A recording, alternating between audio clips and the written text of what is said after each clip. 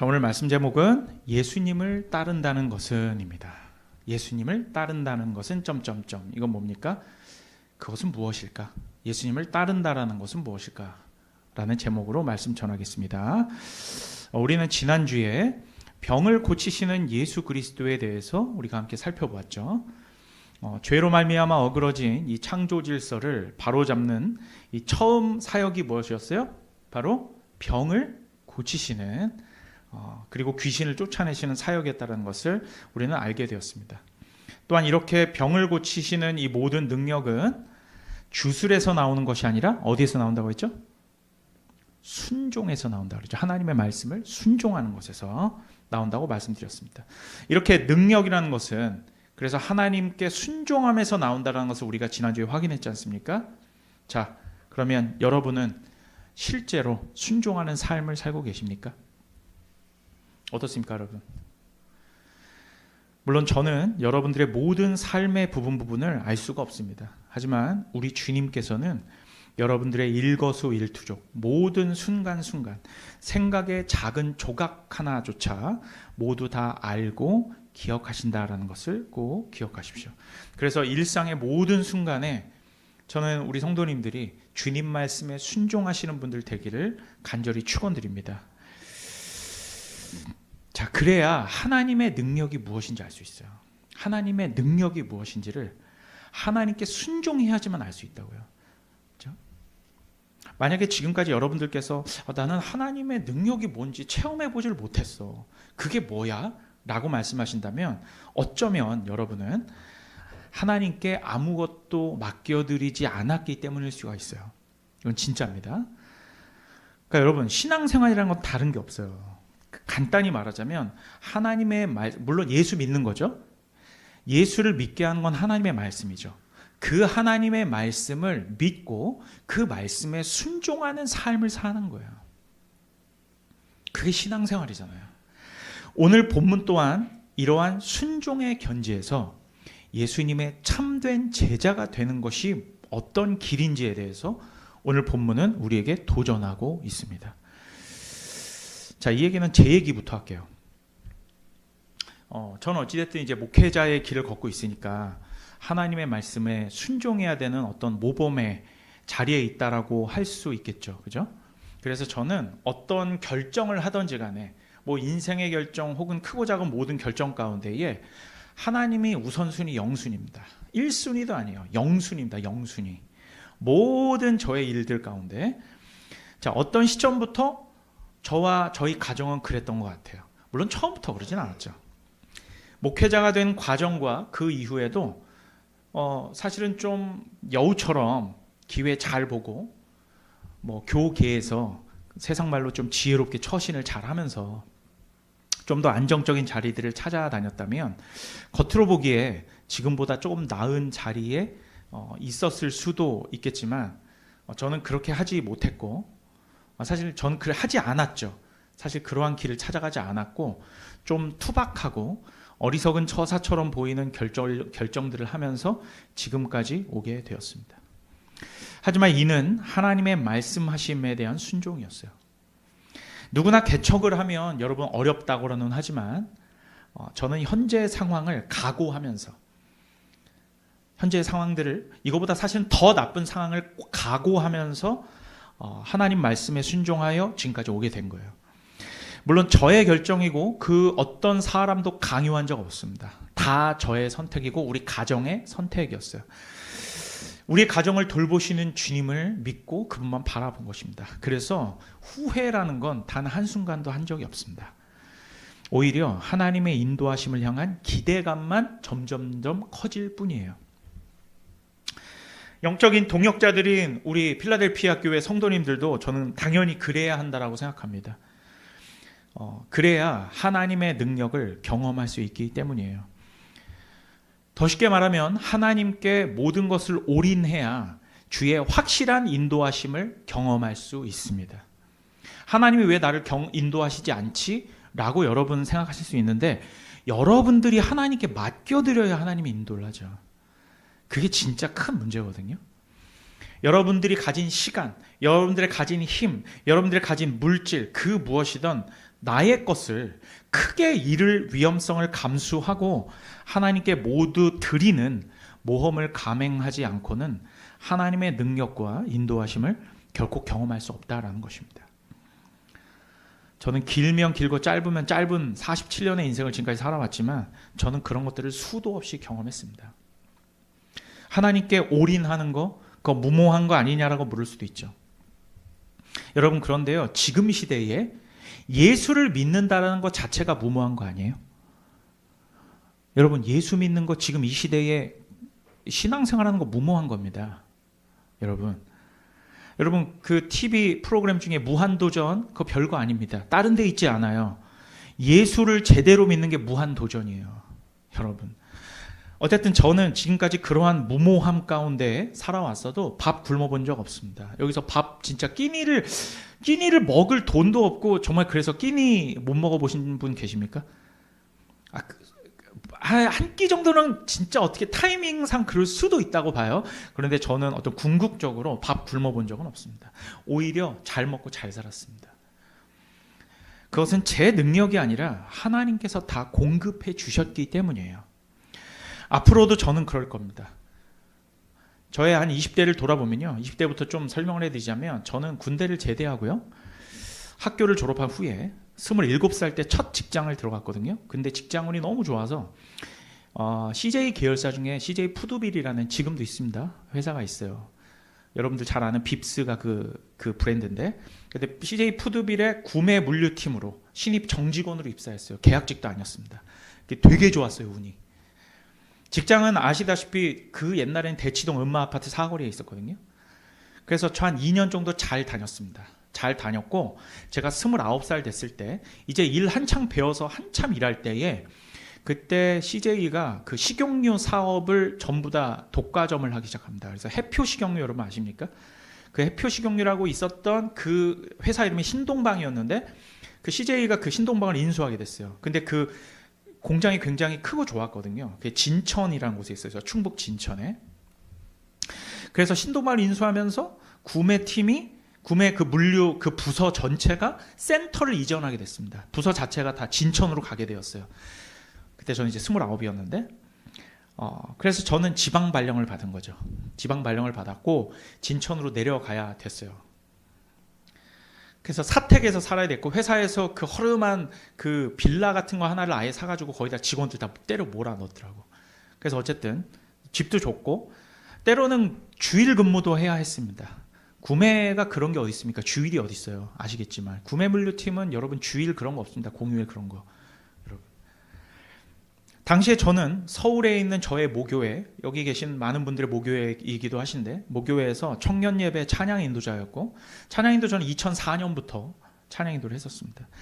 그게 저에게는요, 목숨과 같은 사역이었어요. 저에게는 목숨과 같은 사역이었고, 지방 발령을 받아서 내려가게 되면 이제 찬양 인도를 못 하게 되는 거예요. 그 사역을 내려놓고 교회도 사실 주일 성수도 어려워지는 거죠. 저는 고민하고 기도했습니다. 근데 누군가 이렇게 물을 수 있어요. 아니 도대체 고민할 게 뭐가 있냐고. 진천에는 교회가 없냐고 말이지. 그렇지 않습니까? 진천에 교회가 왜 없어요? 있죠. 물론 교회 있습니다. 이게 사고의 차이거든요. 그런데 저에게 있어서 중요한 건 뭐냐면, 교회는 다 있죠. 아프리카에도 있고. 근데 중요한 건 저에 대한 하나님의 부르심이 어디 있느냐가 중요한 거예요. 사람들 대부분은요, 그런 경우에 합리화할 것입니다. 아니, 네 분에 넘치는 대기업에 정직원으로 입사했는데 뭘 고민할 게 있냐고 말이지. 도대체 뭐가 문제냐고요. 아니, 똑같은 교회인데 뭐가 문제야. 그러지 않을까요? 서울에도 교회 있고 부산에도 교회 있고 다 교회 있잖아요. 진천에도. 여러분, 근데 그게 문제입니다. 여러분, 그게 문제예요. 하나님의 부르심이 어디에 있느냐를 대부분의 크리스찬들은 고민하고 기도하지 않아요. 먹고 사는데 더 유리한 상황이 되면 그것이 하나님의 부르심인 줄 압니다. 여러분 20대, 여러분 한 29살, 28살 될 때, 여러분 CJ라는 대기업에서 여러분들 정직원으로 받아줬고, 거기 구매팀에서 일하고 있어요. 거기서 한 10년, 20년 근무하면 뭐 직급은 차곡차곡 쌓이겠죠. 정직원은 진짜 회사가 어려워지냐, 난 자르지 않아요. 사고만 안 치면. 여러분 따로 기도하고 묻지 않으며 무엇이 주님 뜻인지 하나님께 물으면서 크리스찬이라고 하는 사람들도 대부분 나아가지는 않습니다. 좋은 상황이 되면 그게 주님께서 주시는 좋은 상황이려니 하고 갑니다. 저는 20대 후반 청년일 때도 하나님의 나를 향한 부르심이 어디에 있느냐가 가장 중요했어요. 그때 저는 뭐 그렇게 성경에 대해서 아는 바도 없었고 그냥 저는 모태신앙일 뿐이에요. 저는 그때 담배도 하고 술도 하고 다 했었어요. 그렇게 겉보기에 신실한 사람은 아니었어요. 하지만 진짜 하나님께서 이 자리로 부르심이 맞나라는 그런 의구심이 계속 있었던 거예요. 가장 좋은 상황 속에서도 말이죠. 저의 부르심은 저의 커리어에 있지 않았어요. 찬양 인도자의 부르심에 있었다고 저는 확신했습니다. 그게 더 중요했어요. 그래서 저는 퇴사를 했습니다. 29살에. 뭐 다 아시는 내용이잖아요, 여러분. 제가 회사 그만뒀을 때 어머니는 딱히 막 뭐라고 하시지는 않았어요. 근데 제 주변의 사람들이 왜 그러냐고, 도대체 왜 그러냐고, 그 내려가는 거, 그 회사가 안 좋냐고, 누구 너 괴롭히냐고. 근데 그런 거 전혀 없었어요. 너 도대체 어떻게 하려고 그러냐고, 왜 경력 어쩔 거냐고, 네 경력. 근데 저는 상관없었어요. 왜 그런지 아세요? 하나님께서 저를 내버려 두시지 않을 거라는 확신이 있었어요. 여러분, 그런 모험 가능하십니까? 제가 직장을 그만두었을 때가요, 정확히 그 모교회의 특세 기간이었어요. 그 새롭게 담임 목사님이 오셨고 그 당시에, 그리고 몇 년 지나지 않았을 때예요. 그때 특세 기간 동안 굉장히 성도들이 뜨겁게 기도했었어요. 그 당시에 저도 굉장히 막 뜨거웠었고, 한창 사고치고 살다가 직장 다니면서 좀 안정되고 그러다가 그 당시에 여자친구랑 헤어지고, 지금 우리 사모님 말고요. 그리고 직장도 그만두고 굉장히 어려웠던 시절이었어요. 근데 그때 일주일 동안 특세 기간 동안인데 한 번도 빠지지 않고 갔었어요. 그때 제가 둘째 작은아버지 집에서 잠시 머물면서 하루도 안 빼고 가서 기도했습니다. 하나님 인도해 달라고. 여러분, 그 뒤로요, 정확히 2개월 후에 제 아는 교수님의 소개로 잠실에 있는 한라그룹 그 본사가 시그마타워라는 곳에 본사가 있었어요. 그 당시에도. 거기에 한라그룹 계열사에서 오퍼가 왔었고 면접 보러 오라고. 그래서 최종 면접 끝에 정직원으로 이직하게 되었습니다. 딱 3개월이 걸렸어요. 그 회사 들어가는 과정 또한 긴 이야기들이 있지만 저는 너무 길어서 안 할게요. 어쨌든 하나님께서는 연봉도 조금 더 높은 곳으로, 게다가 집에서 더 가까웠죠. 수서에서 잠실이니까. 뭐 대치도 물론 가깝긴 했지만 잠실이 더 가까웠어요.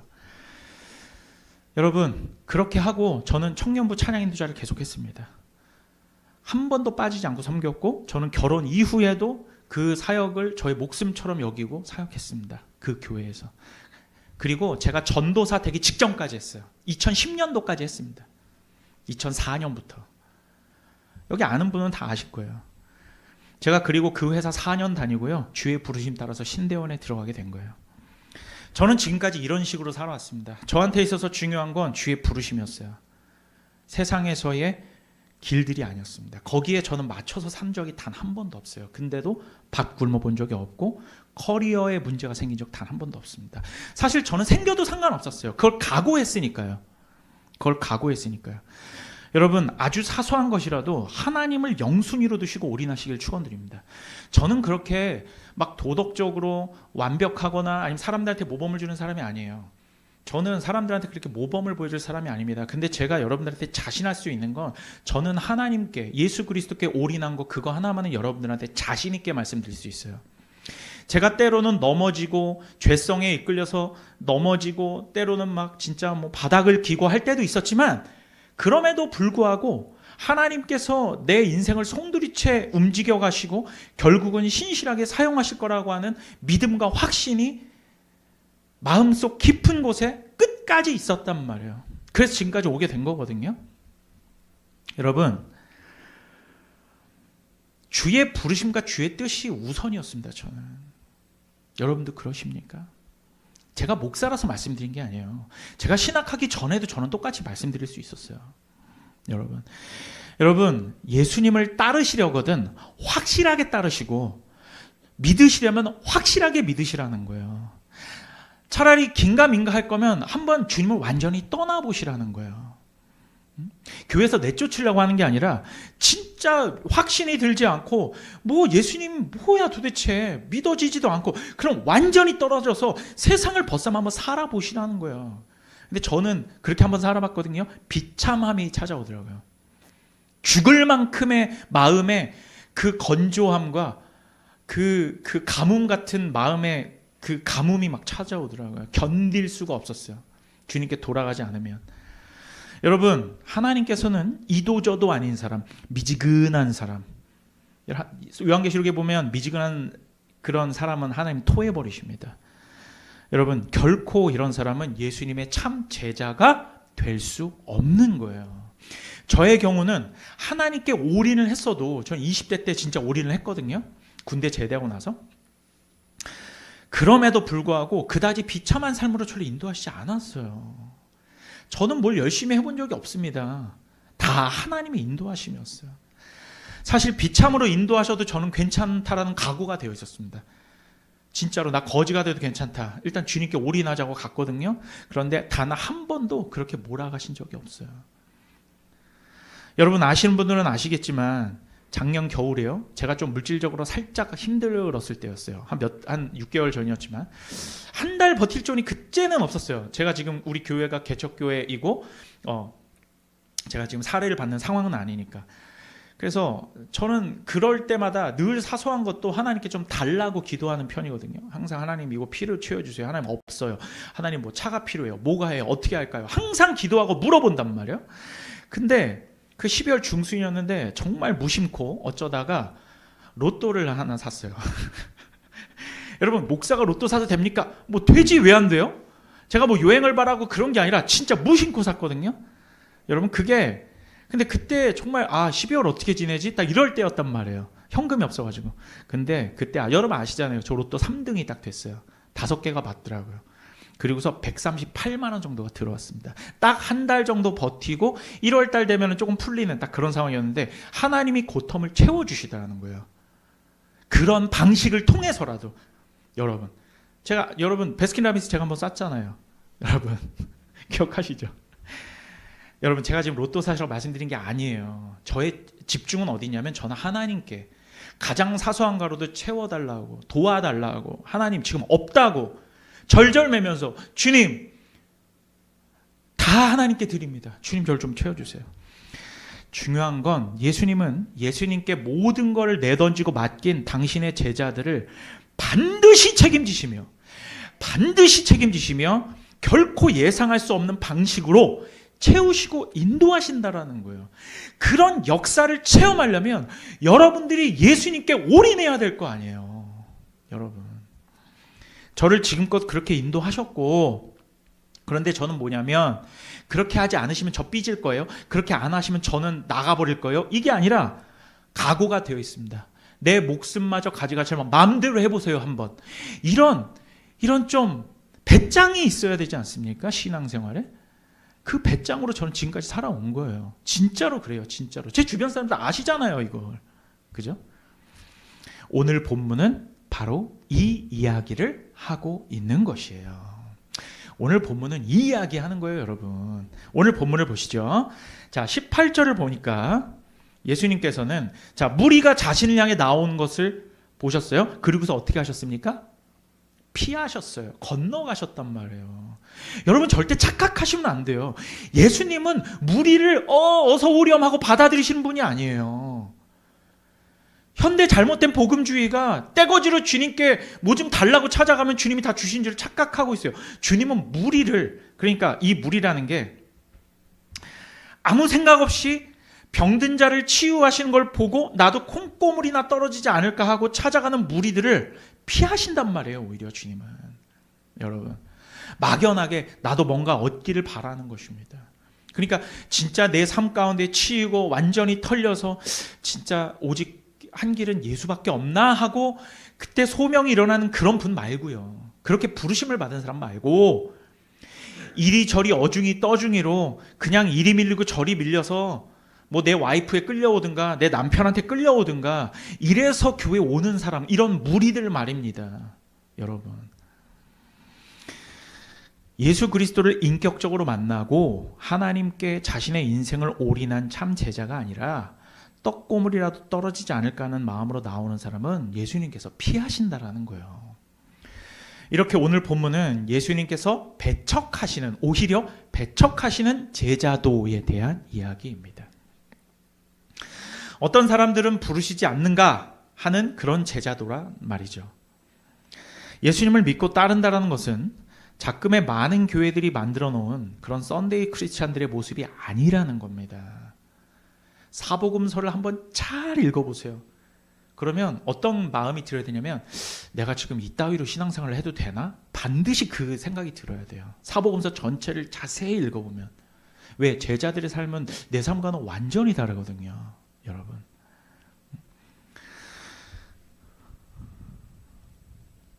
이제 오늘 본문 19절에서 22절을 보면 이제 여기엔 두 부류의 사람이 등장합니다. 첫 번째는 서기관이고요. 두 번째는 이제 아버지를 장사하고 오겠습니다라고 했던 제자 후보생입니다. 자, 먼저 서기관이 예수님을 따른다고 했을 때 예수님께서는 이렇게 말씀하세요. 마태복음 8장 20절입니다. 제가 읽을게요. 다시 한번 읽는 거니까. 예수께서 이르시되 여우도 굴이 있고 공중에 새도 거처가 있을 때 인자는 머리 둘 곳이 없다 하시더라. 자, 맥락이 좀 안 맞는 말 같죠. 하지만 맥락에 잘 들어맞는 말입니다. 예수님이 그냥 하시는 말씀은 없어요. 자, 이게 무슨 말일까요? 왜 예수님은 자신을 제자로 받아달라라고 하는 서기관에게 이런 말씀을 하셨을까요?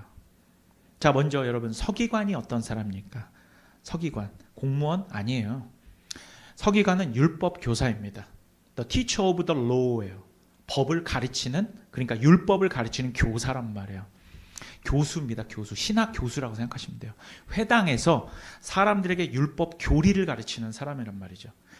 자, 말씀의 지식을 추구하는 사람입니다.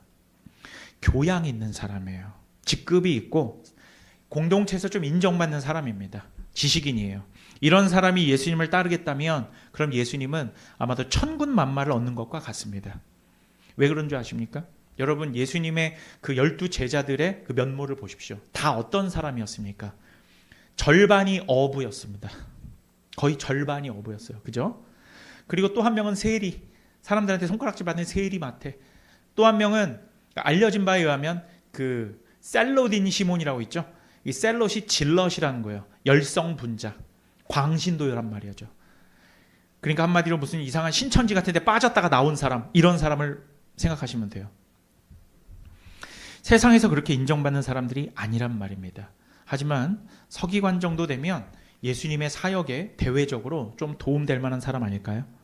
도움되지 않겠어요? 제자로 절 받아주십시오 하면 그래요? 그렇게 하시지요. 뭐 저 같으면 그러겠어요. 인간적인 마음으로.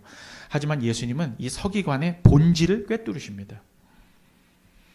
이 서기관은 두 가지 마음 정도였을 것 같아요. 뭐냐면 내가 예수님 정도면 내가 잘 먹고 잘 살 수 있을 것으로 보았을 것입니다. 왜냐하면 바로 직전에 예수님께서 능력을 보여주셨거든요. 능력을 보여주신 이후에 그렇게 사람들이 들러붙는 거예요. 두 번째는 그냥 율법 랍비로서, 예수님이 또 랍비로 알려주셨으니까 랍비로서 율법 지식을 함께 나누고 함께 스터디할 교사로 예수님을 봤을 수도 있습니다. 어떠한 경우였던 간에 예수님은 이 서기관에게 자신의 처지를 밝히시는 것으로 이 대화를 마무리하세요. 어떻게 해요? 나는 집도 절도 없는 사람이다 라고 말해요. 나는 머리 둘 곳이 없다. 나는 집도 절도 없는 사람입니다. 이렇게 말한 거예요. 서기관이 제자로 받아달라라고 하는 요청에 저는 집도 절도 없는 사람입니다. 즉 무슨 얘기냐면 나를 따라 나서려거든 너 또한 집도 절도 없는 사람이 될 것을 각오해야 한다는 것이죠. 여러분, 한마디로 피해를 감수해야 된다는 거예요. 나는 여우도 굴이 있고 뭣도 집이 있는데 나는 머리 둘 곳이 없다. 이게 뭔 말인데요. 나를 따르려거든 집도 절도 없는, 진짜 집도 절도 버리라는 게 아니라 그런 삶을 각오해야 된다는 거예요. 첫 번째 제자 후보 서기관은 아마도 그럴 각오는 안 되어 있는 듯 보입니다.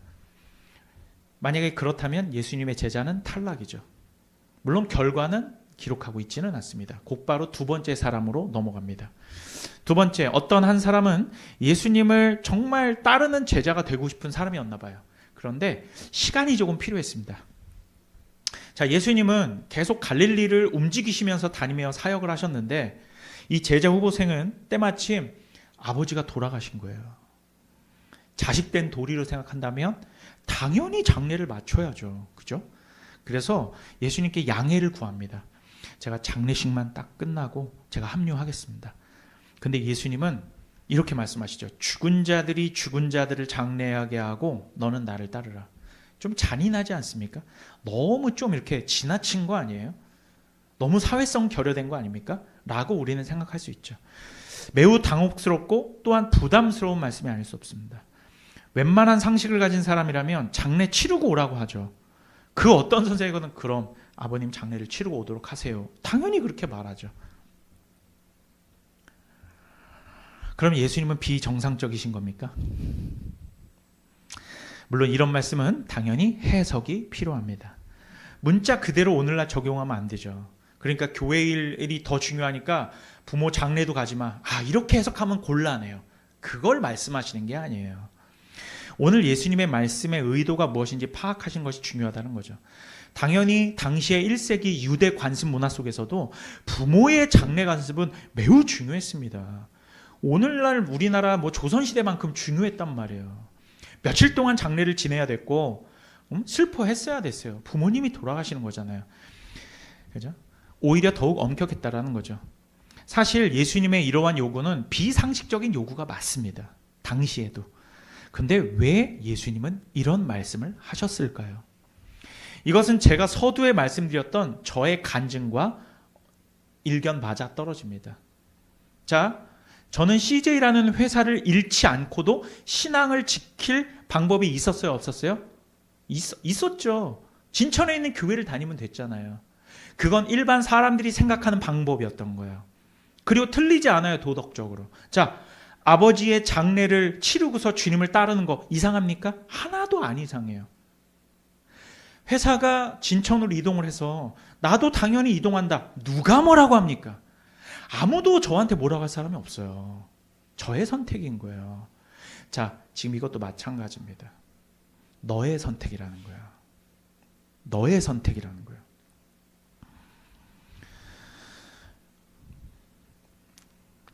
여러분, 제가 그 당시에 제가 다녔던 제 모교회에 그 어떠한 청년부 목사님이나 심지어는 담임 목사님도 제가 진천으로 직장을 이동해야 돼서 사역을 내려놓고 진천의 다른 교회를 가겠다고 했다면 당연히 그래야지 하면서 그동안 수고했다고 아마 파송식까지 해주셨을 겁니다. 그동안 찬양인도 수고했다고 파송식하고 정말 잘 보내주셨을 거예요.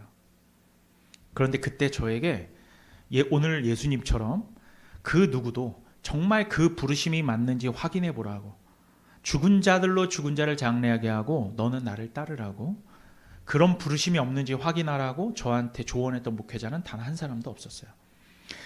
물론 사람의 인생을 누가 부담스럽게 목회자가 성도한테 그 사람 직장 이름을 어떻게 하라고, 그죠? 쉽지 않은 문제죠.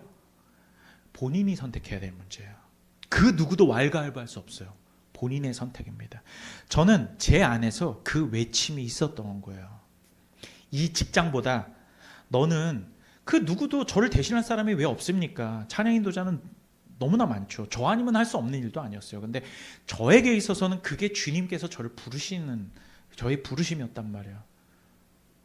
세상적인 경중으로 보면 당연히 직장을 선택해야죠. 예? CJ인데. 그리고 저는 일반적이지 않은 선택을 한 것뿐입니다. 그리고 그게 옳은 길이었어요. 저는 만약에 그 길로 진천으로 내려갔다면 제 인생이 어떻게 펼쳐졌을지 아무도 몰라요. 저 주님을 떠났을 수도 있어요. 그러니까 하나님께서 저를 인도하셨던 거겠죠. 그죠? 여러분, 우리 사회와 문화 속에는 여러 인륜지 대사들이 있습니다. 오늘날에도 하나님을 섬기는 여러 신앙 행위들을 뒤로 하고 인륜지 대사들을 먼저 챙기는 것을 뭐라고 하는 사람은 아무도 없습니다. 교회 안에 그 누구도 없습니다. 결혼, 장례, 직장, 생일, 기념일, 개업식, 그리고 명절 등등 너무나 많죠. 인륜지 대사입니다. 저는 그래도 여러분들에게 도전하고 싶어요. 일륜지 대사 중요합니다. 어떤 교회에서 그 어떤 목회자도 그것들 쌩까고 무시하라라고 말하는 목회자는 없어요. 다 본인 선택입니다. 다 본인 선택이에요. 뭐가 중요한진 본인이 결정하는 거예요. 왜인 줄 아십니까? 그것이 참 제자인지 아닌지를 결정하는 거예요. 사회 속에서 아무 트러블 없이 내 제자가 되렴 하면 예수님은 절대 장례를 참석하라고 하셨어야 돼요. 아버지 장례 잘 치러드려라고 했었어야 돼요. 안 그렇습니까, 여러분? 부담스럽잖아요. 어떻게 아버지 장례를 안 치릅니까? 이 말씀을 우리가 읽으면서 우리는 부담이 확 오는 거예요. 나라면 어떻게 해야 되지? 나는 어떻게 해야 돼? 여러분 선택이에요. 어떻게 해도 여러분들은 욕먹지 않아요. 여러분. 그런데 여러분, 저는 저뿐만 아니라 여러분들께서 그런 일륜지 대사들보다도 먼저 주님을 우선으로 여긴다는 믿음을 삶 속에서 행동으로 보여주는 참 제자이기를 원해요. 사실 오늘 본문에서 아버지를 장사 지내고 합류하는 것을 지금 예수님께서는 죄악이라던가 혹은 부도덕한 일이라고 말씀하지 않았어요. 다만 예수님의 참 제자가 되기에 합당하지 않다라는 거예요. 참 제자가 되기에 합당하지 않다. 하지만 그 누구도 너를 욕할 사람은 없다. 이거죠. 여러분들께서 일륜지 대사와 관련된 어떤 결정을 해도 결코 비난받지 않습니다. 하지만 성경은 잘했다라고 말하지도 않아요. 다만 예수님의 참 제자는 아닌 게 맞아요. 물론 신천지처럼 막 가족들 다 연락 끊고 완전히 교회에 미쳐 살라는 게 아닙니다. 그런 말이 아니라, 그리고 그걸 교회가 요구하지도 않습니다. 오늘 본문은, 저는 지금 본문에 있는 얘기를 하는 거예요. 제 얘기를 하는 게 아니라 오늘 본문은 여러분들에게 있어 무엇이 더 중요한지 그걸 스스로 확인하라는 말이에요. 무엇이 더 중요한지 그걸 확인하라는 것이죠. 어떤 결정을 하던 아무도 비난하지 않습니다. 하지만 예수님의 참 제자는 그런 게 아니다라고 예수님은 우리에게 말씀하시는 겁니다. 여러분, 온전한 순종과 모험 없이 하나님의 능력에 대한 체험은 제가 꿈도 꾸지 말라고 말씀드렸죠. 그 말 그대로입니다. 예수님의 제자가 되는 길은 오직 믿음으로 하는 순종과 모험이에요.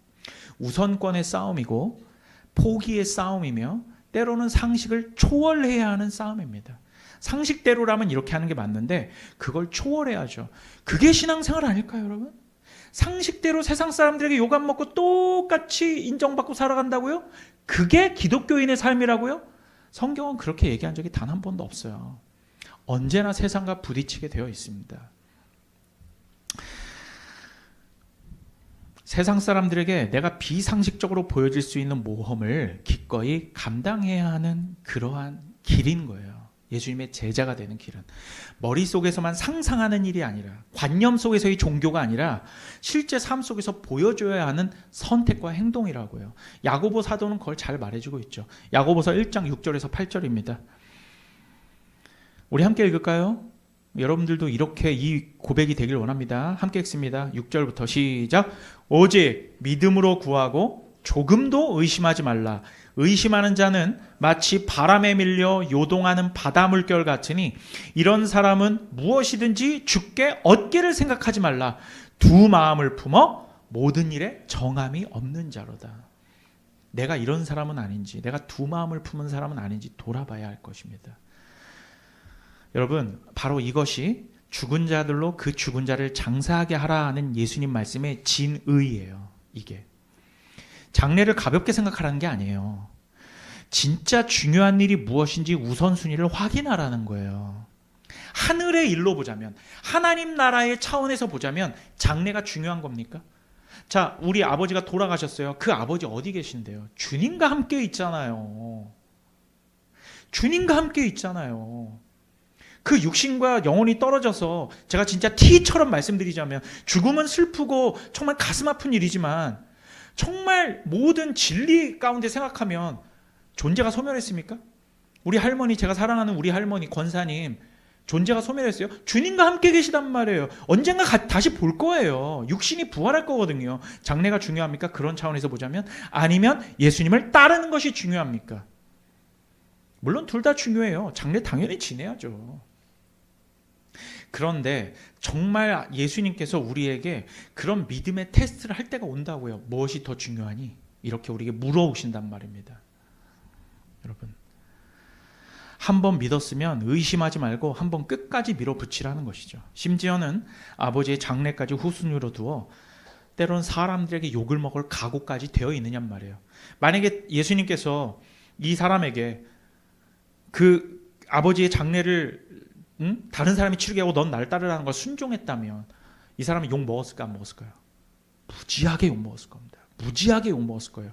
근데 그걸 각오하겠냐고. 그걸 각오하겠냐고요. 여러분, 이게 예수님의 제자라는 거예요. 비상식적, 그러니까 상식을 초월한 일을 행동하고 그 욕을 먹을 만큼 각오가 되어 있느냐. 그런데 억지로 그거를 예수님이 막 몰아가가지고 너 욕먹이는 그게 아니고, 우리 주님 그런 주님 아니에요. 여러분, 착각하시고 오해하시면 안 돼. 그게 아니라 그 정도로 너 예수님이 중요하니? 그걸 정말 인륜주의에서 가장 중요한 것조차 그걸 후순위에 두고 하나님을 영순위에 둘 정도로 너는 나를 사랑하니? 하고 우리에게 물으신단 말입니다.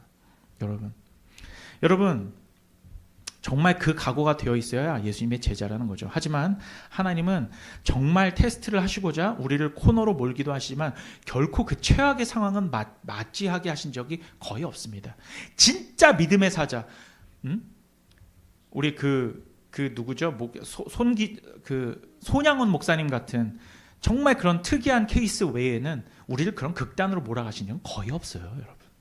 자, 모리아산에서 아들 이삭을 바치라고 하는 하나님의 요구가 있었습니다. 누구에게? 아브라함에게. 어떤 요구예요? 미친 요구죠. 아니, 늦음하게 아들 주셨으면서 또 바치래 또. 정신병자입니까? 바치래요. 여러분, 근데 어떻게 했습니까? 아브라함은 순종했어요. 순종했단 말이에요. 그 일반 상식으로 가능한 일입니까, 그게? 그런데 이 사람은 진짜 칼을 이삭에게 들이밀었어요. 아브라함은 우리 히브리서 11장에 보면 어떤 믿음이 있었습니까? 아들을 다시 살릴 것이라는 믿음이 있었던 거예요. 하나님의 말씀, 오케이, 순종하겠습니다. 이거 미친 짓인 거 저도 압니다. 하지만 주의 말씀 의지하여 순종하겠습니다. 내가 내 심장 같은 아들을 죽인다 할지라도 하나님은 그를 다시 살릴 것입니다. 순종을 하려고 했다니까요. 이미 순종한 거예요. 그건. 순종하려는 찰나에 어떻게 했습니까? 하나님께서 그만! 하지마! 내가 너의 중심을 알았다. 내가 이제 너의 믿음을 확인했다. 대체품을 주잖아요. 순양을. 우리 주님은 그런 주님이시라는 거예요. 아브라함을 멈추시잖아요. 그리고 그게 하나님의 인도하심이라는 걸 나중에 깨닫게 되는 거예요. 결국 이삭은 살았고 그는 야곱과 에서를 낳잖아요. 이게 하나님의 인도하심이라고요. 여러분, 우리는 기꺼이 나의 가장 귀한 것에 칼을 들이대는 믿음의 행동을 할 것이냐는 말입니다. 이제 마지막 다음 단락 23절에서 27절 보니까, 자, 이제는요 진짜 제자들이, 이번에는 찐 제자들이에요. 정말 예수님의 선택받은 찐 제자들이 예수님과 함께 배에 오릅니다. 이들은 이미 예수님을 따르기 위해 큰 모험을 감행한 사람들입니다. 이렇게 예수님을 따랐고 많은 희생을 하여 선택했으니까 이제는 평탄한 길만 있고 머지않아 보상이 오리라고 생각한다면 큰 오산이지요. 오늘 본문에 이들은 예수님과 배에 오르자마자 뭘 만납니까? 풍랑을 만나요. 아니, 나 예수님을 따르기로 했고 예수님이 제자가 되었고 테스트까지 통과했어. 아, 이제는 그래도 좀 평탄한 길 가겠지. 웬걸, 곧바로 풍랑을 만납니다.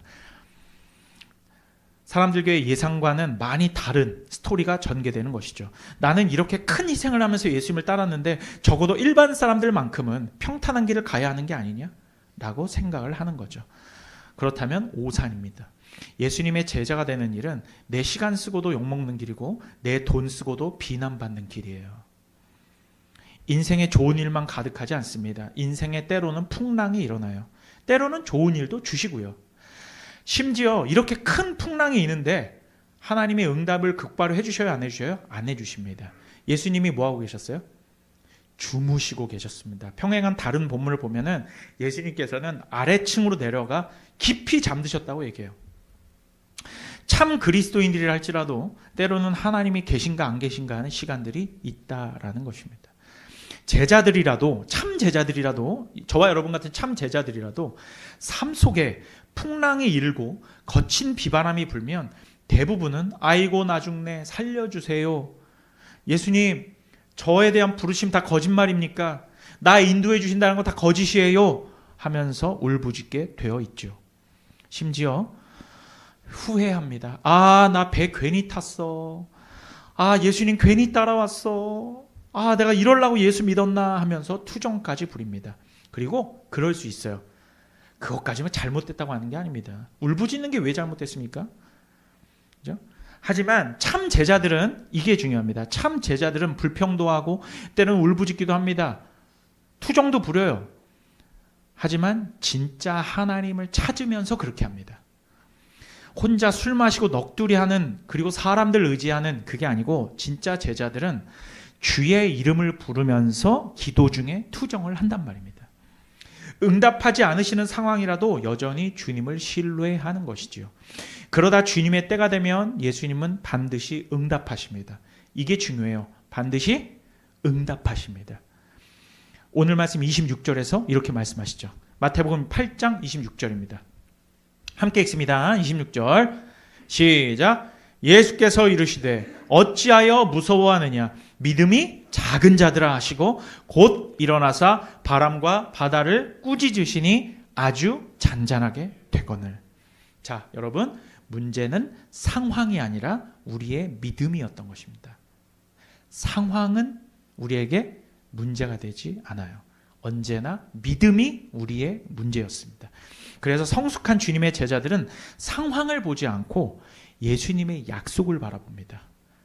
나에게 지금 닥치고서 내 목을 숨통을 조여오는 이 상황보다 이전에 있었던 예수님의 약속, 내가 너를 구원하고 내가 반드시 너를 책임지고 너의 앞길을 내가 인도할 거야 라고 하는 약속을 바라본다라는 거예요.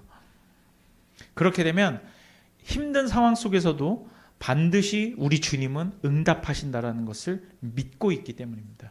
예수님께서 그래서 개입하시게 됐죠. 풍랑은 결국 잔잔해졌습니다. 말씀을 마치겠습니다. 여러분, 이 시대가 어둡다라고 말하는 것은 교회들이 참 믿음의 자세를 스스로 변질시켜가는 시대가 되었기 때문이에요. 더 잘 먹고 더 잘 사는 시대가 되었고 종교 생활에 대해서 그 누구도 방해하지 않는 시대가 되었습니다. 여러분, 요새 누가 교회 자체를 간다고 누가 못 가게 하는 사람이 있습니까? 하지만 참된 믿음은 파선하는 시대가 되었어요. 옛날에는 사탄 마귀가 옛 시대에는 폭풍우를 불어서 믿음의 옷을 다 벗겨버리려고 했습니다. 뭐 일제시대라든지 뭐 유럽에도 그런 박해들이 있었고 여러 교회를 박해하고 예수 못 믿게 하려는 그 물리적인 어떤 폭력을 가할 때도 있었고, 그렇게 억지로 믿음의 옷을 벗겨버리려고 했을 때는 교회가 오히려 옷을 부여잡고 그 모진 비바람을 이겨냈거든요.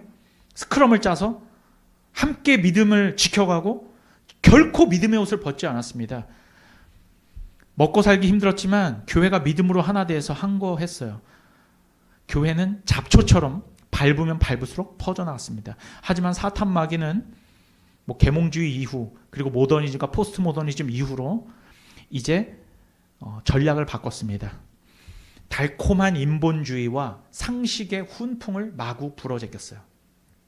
그랬더니 이제는 교회가 과학과 철학이라는 이런 달콤한, 그죠?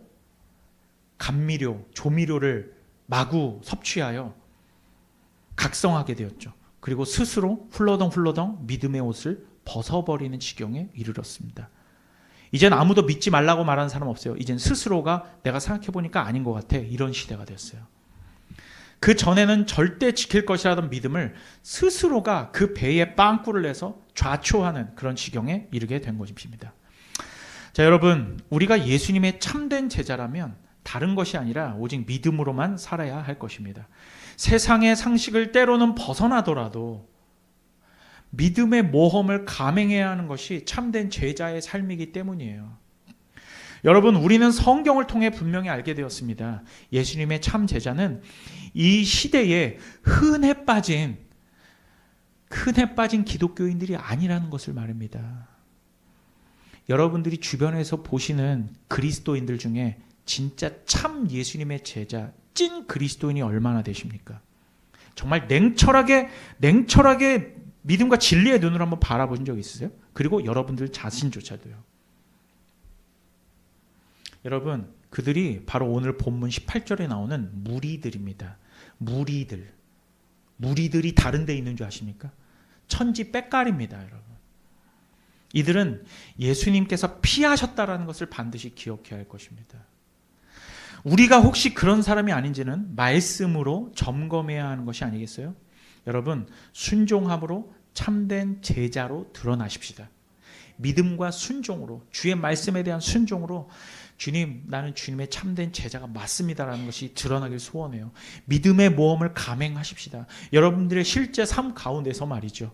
마지막으로 저는 우리 성도님들이 바로 이런 사람이 되었으면 좋겠는데요. 바로 이 사람은 지혜의 책 잠언에 나와 있는 그런 사람입니다. 바로 이 사람이 여러분들이 되길 원해요. 잠언 25장 13절 함께 봉독하고 기도하겠습니다. 잠언 25장 13절입니다. 우리 함께 한 목소리로 읽습니다. 시작! 충성된 사자는 그를 보낸 이에게 마치 추수하는 날의 얼음 냉수 같아서 능히 그 주인의 마음을 시원하게 하느니라. 여러분, 미지근한 사람 되지 마십시오. 하나님 앞에 얼음 냉수처럼 시원하게 순종하고 시원하게 올인하고 시원하게 내 거 다 버려서 피해를 감수하는 얼음 냉수 같은 시원한 순종의 사람 되시기를 우리 주님의 이름으로 간절히 축원드립니다.